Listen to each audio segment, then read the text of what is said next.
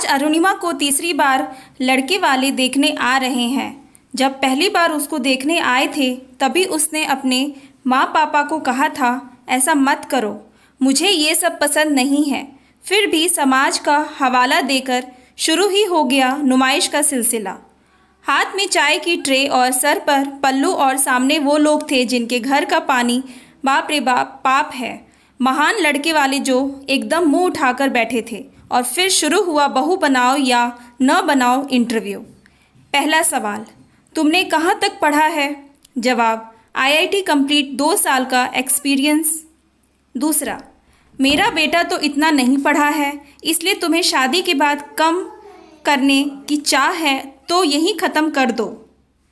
तीसरा, शायद ज़्यादा पढ़ी हो इसलिए चेहरे पर ध्यान नहीं गया, एकदम सांवली हो, हमें तो गोरी लड़की चाहिए थी, लंबी हो पर ज़्यादा लंबी हो और न जाने क्या क्या बकवास सवाल। सबसे महत्वपूर्ण प्रश्न, हम एक शर्त पर शादी के लिए तैयार हैं, अगर 30 लाख कैश प्लस बाकी घर का कुछ सामान अलग से। अरुणिमा का गुस्सा 7वें आसमान पर था।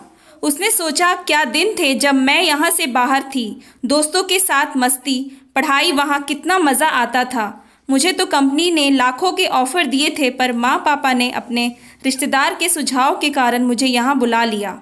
उनकी भी सोच बदल रही थी पर रात हो चली थी। माँ पापा ने मुझे बुलाया और कहा यहाँ तो रिश्ता नहीं हो पाएगा, इतने पैसे नहीं हैं मेरे पास। रात के 12 बजे थे और अरुणिमा की पैकिंग पूरी हो चुकी थी। मन तो नहीं था उसका यहाँ से जाने का पर वो मजबूर थी क्योंकि उसे अपनी नुमाइश और नहीं करवानी थी।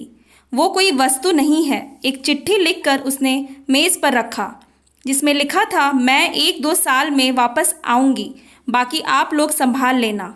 अरुणिमा ने उसी वक्त ट्रेन पकड़ी और चल दी दिल्ली, जहाँ उसे एक मल्टीनेशनल कंपनी ने लाखों का पैकेज ऑफ़र किया था। और फिर शुरू हुआ आगे बढ़ने का सिलसिला। और 1 साल बाद जब माइक्रोसॉफ्ट कंपनी से ऑफ़र आया तब यह अखबारों के लिए एक ब्रेकिंग न्यूज़ बन गया। तब उसके माँ पापा को पता चला कि उनकी बेटी लाखों लड़कियों के लिए मिसाल बन गई है। अब उन पर किसी के भी बहकावे का कोई असर नहीं हुआ और देखते ही देखते उसकी ज़िंदगी बदल गई। अब वो अपने बेटी के साथ खुशी से रहने लगे और बहकाने वालों के मुंह हमेशा के लिए बंद हो गए। Thanks for watching. Please like and subscribe my channel.